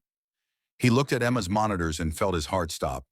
Her heart rate was spiking, jumping from 70 beats per minute to 90, to 100, to 120. Something's wrong, Danny shouted, jumping up. Her heart! Richard and Jennifer woke instantly. Tyler scrambled to his feet. They all stared at the monitor as Emma's heart rate climbed higher and higher. Emma's eyes flew open, wide with panic. She clutched her chest, gasping. I can't breathe. Dad, I can't breathe. Richard slammed his hand on the emergency call button. We need a doctor, now! But the call button didn't work. The power outage had disabled it. The security guards burst into the room, seeing Emma in distress. One of them ran for help while the other stayed, looking helpless. Emma's heart rate hit 160. Her face was turning red. She was choking on nothing, her airway closing up. She's having a reaction, Jennifer screamed. She's allergic to something. But there's nothing here, Richard said desperately. She hasn't eaten anything. She hasn't taken any medication. Danny's mind raced. Allergic reaction. But to what? Then he remembered something the doctor had said. About oleander. About how it causes heart arrhythmia. About how even small amounts could be deadly. His eyes fell on the IV bag hanging beside Emma's bed, the clear liquid dripping into her veins. The IV, Danny said urgently. Check the IV. Someone contaminated it. Richard yanked the IV out of Emma's arm without waiting for confirmation. Emma gasped, her heart rate beginning to slow slightly. But she was still struggling to breathe, still turning red. A doctor finally burst into the room, responding to the guard's shout for help. She took one look at Emma and grabbed her medical kit. Anaphylaxis, the doctor diagnosed immediately. Someone get me epinephrine, now! A nurse appeared with an EpiPen. The doctor jabbed it into Emma's thigh. For a terrifying moment, nothing happened. Then Emma sucked in a huge breath, and another. Her heart rate began to drop. Her color started returning to normal. She was breathing. She was okay, but barely. The doctor examined the IV bag Richard had ripped out. She held it up to the light and went pale. There's something in here, something that shouldn't be. We need to test this immediately. Detective Chen arrived 20 minutes later, called by the security guards. She looked at the IV bag, at Emma shaking but alive, at the family huddled around her bed. Someone tried again, she said grimly. Someone got into this hospital, into the secure room, and contaminated Emma's IV while we were all distracted by the power outage. But how? Richard demanded. There are guards. There's security. How did someone get past all of that? That's what we're going to find out, Detective Chen promised. But Mr. Hayes, I think it's time to accept the truth. This wasn't just about a scholarship. This is bigger. Someone wants your daughter dead badly enough to try twice in one day. Someone with resources and connections and determination. Who? Richard shouted, his control finally breaking completely. Who wants to kill my daughter? What did she do? She's 16 years old. Detective Chen looked at him with sympathy and frustration. I don't know yet, but we're going to find out. And in the meantime, we're moving Emma, tonight, to a secure location, somewhere nobody knows about. Somewhere this person can't reach her. Where? Jennifer asked. I can't tell you, Detective Chen said. The fewer people who know, the safer she'll be. But I promise you, we'll protect her. We'll figure out who's behind this, and we'll make sure they never get another chance. Emma looked at her family with fear in her eyes. I don't want to go. I don't want to be alone. You won't be alone, Richard said firmly. We're coming with you, all of us. Wherever you go, we go. And me, Danny added. I'm coming too. Detective Chen started to protest, but one look at Emma's face stopped her. Emma was holding Danny's hand like a lifeline. The boy who'd saved her life multiple times already, the friend who'd seen her when nobody else did. Fine, Detective Chen agreed, but we leave now, and nobody tells anyone where we're going. Not friends, not family, not anyone. Understood? They all nodded. Within an hour, Emma was being moved. Not through the main hospital exits where reporters and cameras waited, through service tunnels and loading docks, into an unmarked vehicle with darkened windows. The Hayes family and Danny climbed in after her. Security surrounded the vehicle. Detective Chen rode in front, coordinating with a team of agents. As they pulled away from the hospital, Emma looked back at the building where she'd woken up from a coma only that morning, where someone had just tried to kill her. Again. Who hates me this much? She whispered to Danny. What did I do? You didn't do anything, Danny said firmly. This isn't about you, Emma. This is about someone else's greed or fear or anger. You're just caught in the middle. But why me? Emma asked, tears streaming down her face. Why does someone want me dead? Danny didn't have an answer for that. None of them did. But as the vehicle drove through dark streets toward an unknown destination, one thing was becoming clear. Emma Hayes wasn't just a victim of poisoning. She was the target of something bigger. Something that wouldn't stop until she was dead. And whoever was behind it had resources, connections, and determination that terrified even the police. The question wasn't just who wanted Emma dead anymore. The question was why. And what were they willing to do to make sure she stayed dead? The safe house was a small cabin 2 hours outside the city, hidden deep in the woods where nobody would think to look. Detective Chen had chosen it specifically because it wasn't in any official database, just a private property owned by a retired agent who owed her a favor. Emma sat on a worn couch, wrapped in a blanket despite the warm night. Her body was still shaking from the allergic reaction. Her mind was reeling from 2 attempts on her life in one day. She felt like she was trapped in a nightmare that wouldn't end. Richard paced the small living room like a caged animal. Jennifer sat beside Emma, stroking her daughter's hair. Tyler had claimed a corner chair, his laptop open, already trying to help somehow. Danny stood by the window watching the dark woods, feeling that same unease that had been nagging him all day. Detective Chen entered from the kitchen where she'd been coordinating with her team. Her face was grim. The IV bag was contaminated with a massive dose of oleander extract, she announced. Enough to kill Emma within minutes if we hadn't removed it when we did. The hospital's security footage shows a person dressed as an administrator entering the supply room during the power outage. They wore a surgical mask and kept their head down, so we can't identify them. But they knew exactly where to go and what to do. This was professional. Professional, Richard repeated, his voice hollow. You're saying someone hired a professional killer to murder my 16-year-old daughter. That's exactly what I'm saying, Detective Chen confirmed. And Mr. Hayes, I need you to think very carefully. Who would have the resources to hire that kind of person? Who would want Emma dead badly enough to pay for it? And more importantly, who benefits from her death? Richard looked like he'd been punched. I don't know. My business rivals wouldn't target my children. That's a line nobody crosses. Somebody crossed it, Detective Chen said sharply. So think harder. Business deals that went wrong. People who lost money because of you. Anyone who might blame you for their problems. Richard ran his hands through his hair, thinking. There was a deal last year, a tech startup called Innovate Solutions. They wanted me to invest $50 million. I looked at their numbers and realized they were cooking the books. Fraudulent accounting. I not only refused to invest, I reported them to the SEC. The company collapsed. The founders went to prison. Names, Detective Chen demanded, pulling out her notebook. David Thornton and Michael Reed, Richard said. But they're both in federal prison. They couldn't have done this. They have families, though, Detective Chen said. Wives, children, parents who might blame you for destroying their lives. Anyone stand out? Richard thought hard. Thornton's wife divorced him after the scandal, took the kids and disappeared. But Reed's wife, Catherine Reed, she was vocal. She gave interviews saying I destroyed her family over nothing, that her husband was innocent, that I was jealous of their success. He paused. She threatened me once, called my office and said I'd pay for what I'd done to her family, but that was over a year ago.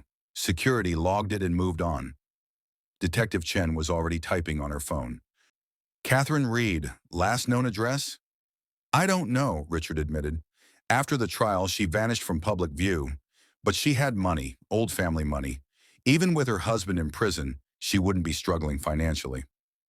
Old money means connections, Detective Chen said grimly.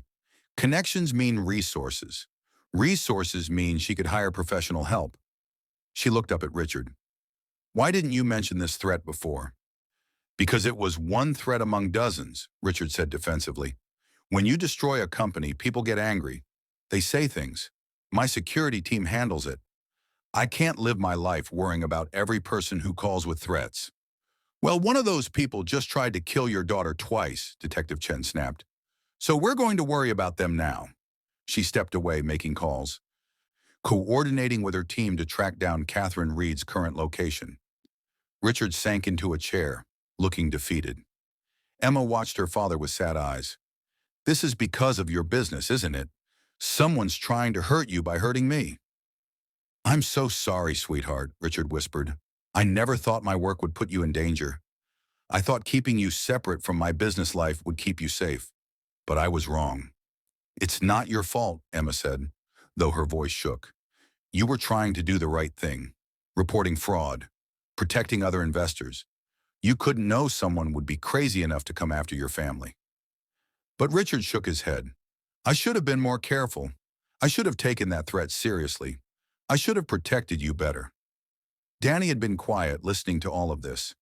But something was still bothering him, something that didn't quite fit. Detective Chen, he said, making everyone turn to look at him. The timing doesn't make sense. What do you mean, she asked. Catherine Reed's husband went to prison over a year ago, Danny explained. If she wanted revenge on Mr. Hayes, why wait until now? Why start poisoning Emma 4 months ago, more than 8 months after the trial? Detective Chen frowned. Maybe it took her that long to plan, to find the right person to hire, to figure out how to get close to the family. Maybe, Danny said, unconvinced. But there's something else. The scholarship situation. That started 4 months ago, too. Same time as the poisoning. Patterson trying to help his niece, contaminating Emma's protein powder. What if those two things aren't separate? What if they're connected? How could they be connected, Richard asked. Patterson wanted his niece to win a scholarship. Catherine Reed wants revenge for her husband's imprisonment. Those are completely different motives. Unless they're not, Danny said slowly, working through his thoughts. What if someone used Patterson? What if someone knew about his connection to Victoria, knew about the scholarship, and manipulated him into poisoning Emma? Told him it was the only way to ensure Victoria won. And then when that failed, when Emma survived the coma, that same someone decided to finish the job themselves. Detective Chen stared at Danny. You're suggesting someone orchestrated both attempts. I'm suggesting we might be looking at this wrong, Danny said. What if Emma isn't the real target? What if she's a means to an end?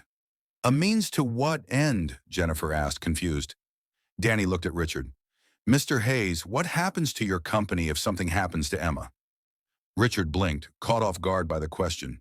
What do you mean? Your will, Danny pressed. Your business succession plan. If Emma died, what would happen? Richard's face went pale. My company would pass to Tyler. He's my heir. But Emma has shares too. Significant shares that would transfer to Tyler if she... He couldn't finish the sentence. How significant? Detective Chen asked sharply. 20%, Richard admitted. I gave both my children equal shares when they turned 16. Tyler gets his when he turns 16 in 6 months, but Emma already has hers. If she died before Tyler got his shares, her 20% would be added to Tyler's inheritance. He'd end up with 40% instead of 20. And you hold the other 60%? Detective Chen asked. I hold 50, Richard corrected. The other 10% is split among board members and early investors. Detective Chen was writing quickly. So if Emma died, Tyler would have 40%. And if something happened to you, Tyler would inherit your 50% too, giving him 90% total, making him the majority owner of a $5 billion company. The room went silent as the implications sank in. You think someone wants to kill Emma to change the inheritance? Jennifer whispered, horrified. I think someone wants control of Hayes Tech, Detective Chen said. And they're willing to kill a child to get it. But Tyler would be the one to benefit, Richard protested. And Tyler would never hurt his sister. Never. I know, Dad, Tyler said quietly from his corner. Everyone had almost forgotten he was there. I wouldn't. I don't even want the company. I want to be a game designer. I've told you that. I know, son, Richard said gently. But someone might not know that, Danny said. Or someone might think they could manipulate Tyler after Emma's gone. A 12-year-old with a fortune and no guidance could be influenced, controlled, used. Who would do that? Jennifer demanded. Who would kill a child to get to a company? Detective Chen looked at her notes. Mr. Hayes, who are these board members? The ones who hold 10% of the company? Richard listed them. James Park, my CFO. Linda Wu, head of operations. David Song, chief technology officer. And Robert Brennan, my legal counsel. Everyone froze. Robert Brennan, Danny repeated. Any relation to Victoria Brennan? Richard's face went white. Oh my God, Robert is Victoria's father. He's been my lawyer for 5 years. He handles all my legal affairs. He knows everything about my business, about my family, about my security, about my assets and my will and my succession plans. And his brother is Robert Patterson, Detective Chen said, already pulling up information on her tablet. The man who poisoned Emma for the scholarship. The family connection we thought was just about Victoria. But what if it was about more than that? What if Robert Brennan wanted control of my company? Richard said slowly, the pieces falling into place. He has 10% already. But with me trusting him completely, giving him access to everything, he could manipulate things. And if Emma died, if Tyler inherited her shares, Robert could position himself as Tyler's guardian, his advisor, his lawyer. Someone Tyler would trust because he's been around forever. And eventually Robert could convince Tyler to sell him more shares, Danny added, or sign over control. A grieving 12-year-old who just lost his sister and is overwhelmed by responsibility would be easy to manipulate. Detective Chen was already on her phone. I need units at Robert Brennan's home immediately. Arrest warrant for conspiracy to commit murder. And get me everything on Brennan's finances for the past year. Bank records, investments, everything. She hung up and looked at the family. If Brennan is behind this, he's dangerous. He's smart, well-connected, And he knows where all your vulnerabilities are. The safe house location was only known to a few people, but Brennan might have resources we don't know about. We need to move you again." "Where?" Richard asked. "If Brennan has been planning this for months, he might have contingencies everywhere." "Then we go somewhere he'd never think to look," Detective Chen said. She turned to Danny. "Your apartment. Would your mother take them in?" Danny blinked in surprise. "My apartment? It's tiny. It's in a rough neighborhood. There's no security." "Exactly," Detective Chen said, "which is why nobody would think to look there. A billionaire family hiding in a 3-room apartment in the poor part of town? Brennan would never consider it." "My mom would help," Danny said slowly. "She'd do anything for people in trouble." "But are you sure?" "I'm not sure about anything," Detective Chen admitted. "But right now, hiding in plain sight might be your best option, at least until we can arrest Brennan and confirm he's behind this." Richard looked at Jennifer, who looked at Emma, who looked at Danny. The idea was crazy, absurd. A family used to mansions and private security hiding in a tiny apartment with no protection except obscurity. But maybe that was exactly why it would work. "Okay," Richard said, "we'll do it. But detective, you need to catch Brennan fast. My daughter can't live in hiding forever." "I'm already on it," Detective Chen promised. 2 hours later, Danny was leading the Hayes family up the narrow stairs to his third-floor apartment. It was 3 in the morning. The building was quiet except for a crying baby somewhere and a television playing too loud through thin walls. Danny's mother opened the door before he could knock. She'd been waiting, worried, ever since Danny had called to explain the situation. "Come in, come in," she said, ushering everyone inside. "I'm Maria Cooper. Please sit. I know it's not much, but you're safe here." The Hayes family stepped into the small apartment and looked around. 2 bedrooms, 1 bathroom, a kitchen barely big enough for one person, and a living room with a couch that had seen better days. The entire apartment could fit inside Emma's bedroom at home. But it was clean and warm, and it smelled like coffee and cinnamon, like home in a way their mansion never had. "Thank you," Richard said, his voice thick with emotion. "Thank you for taking us in. I know this is asking a lot." "You're helping my boy's friend," Maria said simply. "That makes you family. Family helps family." She showed them where they could sleep. Emma and Jennifer in Maria's bedroom. Richard and Tyler on the couch and floor in the living room. Danny would share his small room with security equipment Detective Chen's team was setting up. It wasn't comfortable. It wasn't luxurious. But as Emma lay in Maria's bed, surrounded by the scent of lavender laundry detergent and listening to the sounds of a real neighborhood outside, she felt safer than she'd felt in her own home. Jennifer sat beside her, stroking her hair like she used to when Emma was small, before life got complicated, before wealth created distance between them. "I'm sorry," Jennifer whispered. "I'm sorry I wasn't there for you. I'm sorry I let my charity galas and social events matter more than my daughter. I'm sorry I didn't see you drowning right in front of me." "Mom," Emma said, tears sliding down her cheeks. "It's okay. You're here now." "I'm here now," Jennifer agreed, "and I'm not leaving. Not ever again. Whatever happens, wherever we end up, I'm choosing you. Really choosing you. Not the version of you I wanted you to be. Just you." They held each other and cried quietly, healing wounds that had festered for years. In the living room, Richard lay on the floor with a thin blanket and a pillow that smelled like someone else's life. Tyler was on the couch, already asleep despite the uncomfortable springs. Richard stared at the ceiling and thought about how he'd almost lost everything that mattered while chasing things that didn't.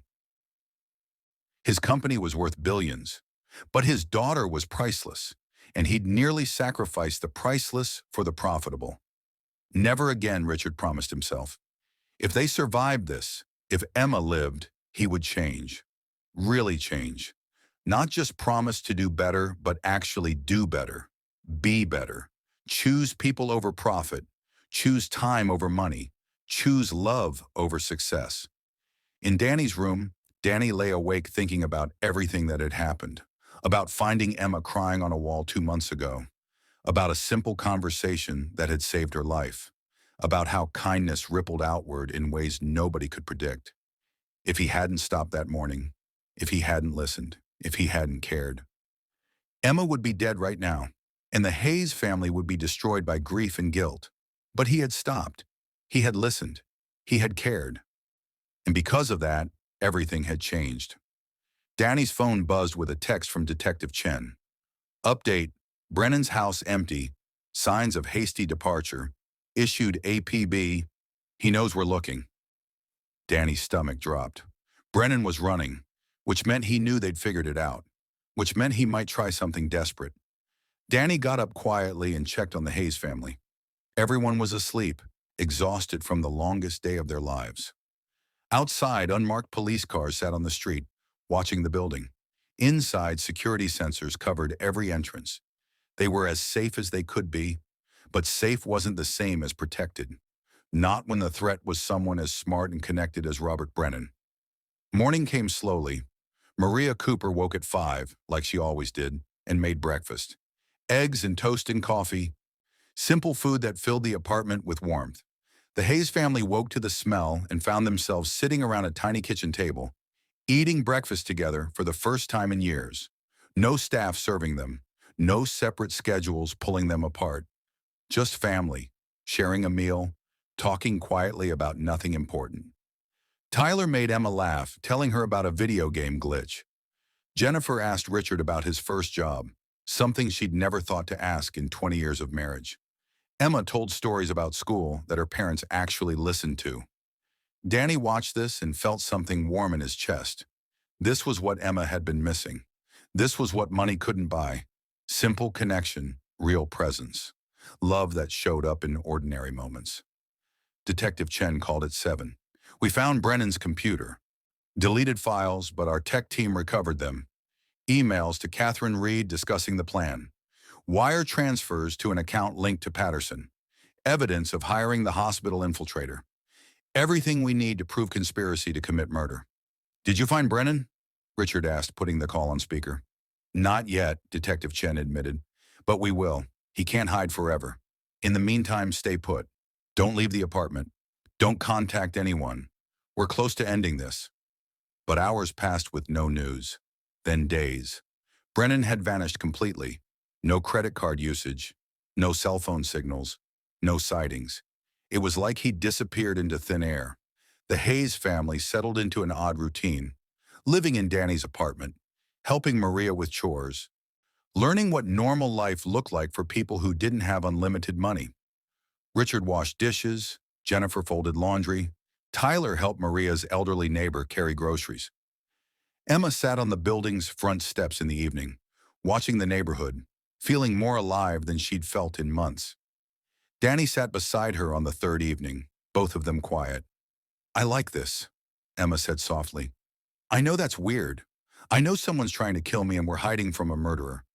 But I like this life, this simple, real life. I like sharing a bathroom and eating breakfast together and having conversations that matter. I don't want to go back to the mansion, to the emptiness. You don't have to, Danny said. When this is over, you can choose how you want to live.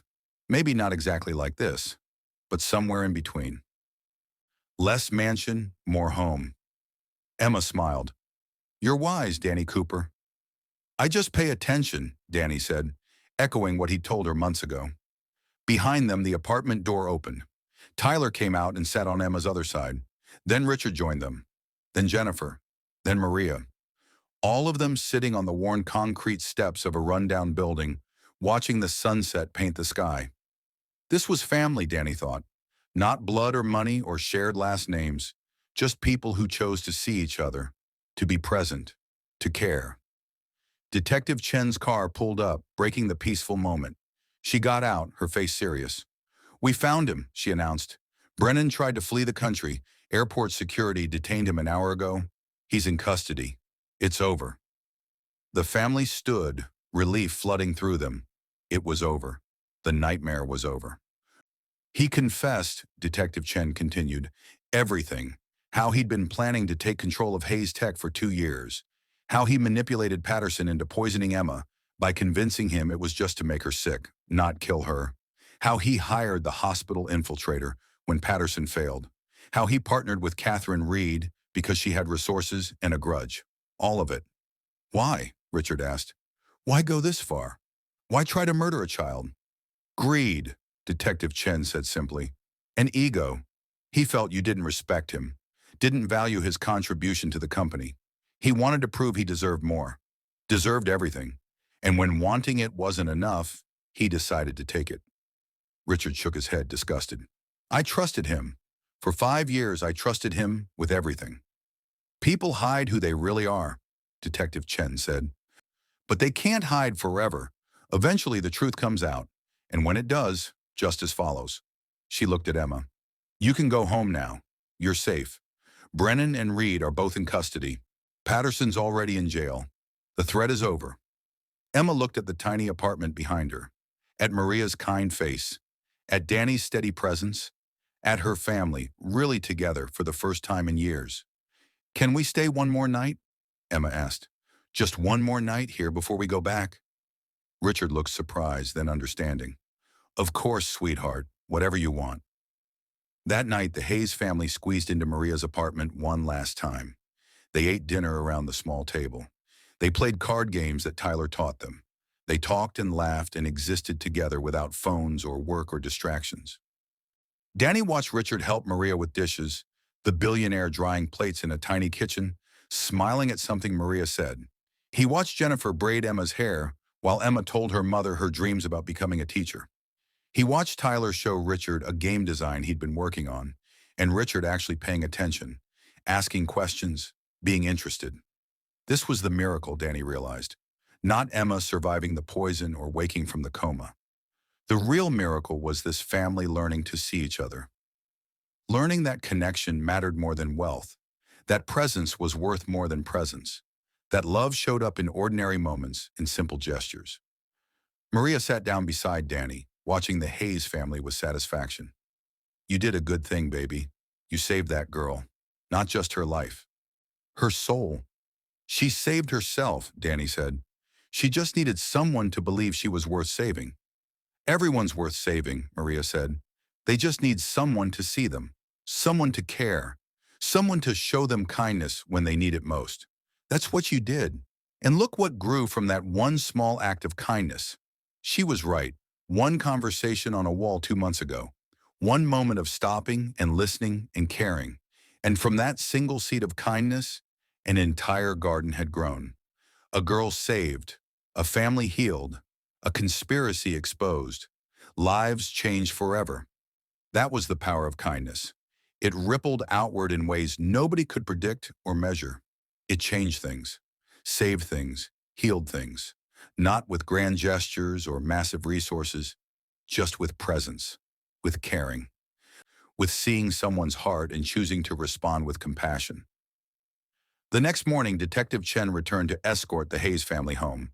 Their mansion had been thoroughly searched and secured. New security had been installed. The nightmare was truly over. As they prepared to leave, Emma hugged Maria tightly. Thank you for everything, for taking us in, for showing us what real home feels like. You come back anytime, Maria said, hugging her back. My door's always open, for all of you. Richard shook Maria's hand, then pulled her into a hug too. I can never repay what you've done for my family. I don't want repayment, Maria said firmly. I want you to remember what you learned here. That's payment enough. As the family headed toward the door, Emma turned back to Danny. Will I still see you? Now that everything's back to normal? Do you want to? Danny asked. Yes, Emma said without hesitation. You're my best friend, Danny. That doesn't change just because the danger's over. Danny smiled. Then you'll see me. Same time, same wall, every morning before school? Every morning, Emma promised. The Hayes family left, climbing into Detective Chen's car, heading back to their mansion and their old life. But it wouldn't be the same old life. They'd been changed, transformed. They'd learned what mattered, and they wouldn't forget. 3 months later, Danny walked past Westbrook Academy on his way to school, just like always. And there was Emma, sitting on the wall, just like always. But she wasn't crying anymore. She was smiling. Hey, Danny said, sitting beside her. Hey, Emma replied. Guess what? My dad's stepping back from the company, hiring a CEO to run things so he can spend more time with family. And Jessica Torres, she accepted the scholarship. She starts at Westbrook next semester. That's amazing, Danny said. And I'm volunteering at an elementary school, Emma continued, teaching kids to read, just like I wanted. My parents actually listened when I told them my dreams. They're supporting me, really supporting me. I'm proud of you, Danny said. I'm proud of me too, Emma said, for surviving, for healing, for choosing to live fully instead of just existing. They sat together in comfortable silence, watching the morning sun paint the sky. Two friends who'd saved each other in different ways, who'd learned that kindness was the most powerful force in the world. Emma thought about everything that had happened. The poisoning, the coma, the attempts on her life, the conspiracy, the family transformation. All of it had started with loneliness and pain, but it had ended with connection and healing. She thought about Robert Brennan sitting in prison for attempted murder, about Patterson serving time for his crimes, about Catherine Reed arrested for conspiracy, about how greed and revenge and ambition had driven them to hurt an innocent girl. But she also thought about Danny, who'd stopped to listen when nobody else would, about her family who'd learned to see her, about Maria, who'd shown them what real home looked like, about kindness winning over cruelty, about love proving stronger than hate. That was the story she wanted to tell. Not about the darkness she'd survived, but about the light that had guided her through it. Danny, Emma said suddenly, do you believe in miracles? I believe in people who care enough to create them, Danny replied. Why? Because you're my miracle, Emma said simply. You saved my life, not just from poison or comas. You saved me from loneliness, from invisibility, from feeling like I didn't matter. You saw me when I was invisible, and that changed everything. Danny felt tears prick his eyes. You saved me too, Emma. You taught me that kindness matters, that one person paying attention can change the world, that we're all connected in ways we don't understand. They sat together as the sun continued to rise. Two teenagers who'd been through more than most adults would ever face, who'd learned lessons about compassion and empathy and the power of human connection. Around them, the world woke up. Students headed to school. Cars filled the streets. Life continued its ordinary rhythm. But for Danny and Emma, nothing would ever be ordinary again. They'd seen the depths of human cruelty, but they'd also seen the heights of human kindness, and they knew which one they wanted to live by. Emma's phone buzzed with a text from her father. Pancakes for breakfast when you get home. I'm making them myself. They'll probably be terrible, but we'll eat them together. Emma smiled and showed Danny the text. Your dad's making pancakes, Danny said, grinning. That is a miracle, Emma laughed. The biggest one of all. She stood up, slinging her backpack over her shoulder. I'll see you tomorrow morning. Same time, same place, Danny confirmed. Emma walked toward Westbrook Academy's gates, no longer crying, no longer alone. She turned back once to wave at Danny, who waved back. And in that simple gesture, in that moment of connection, the world became a little bit brighter.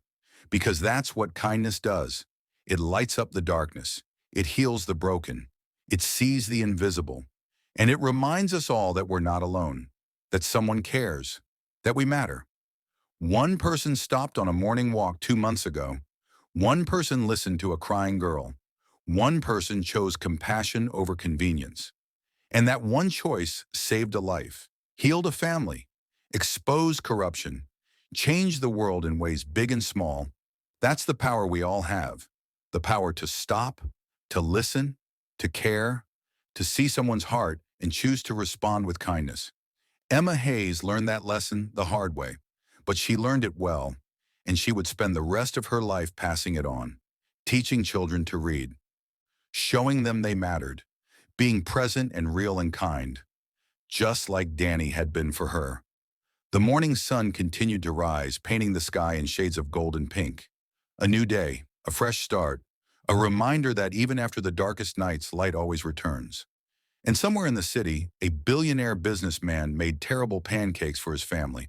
A woman who worked 3 jobs smiled because her daughter had won a scholarship fairly. A retired lawyer sat in prison thinking about the choices that had led him there.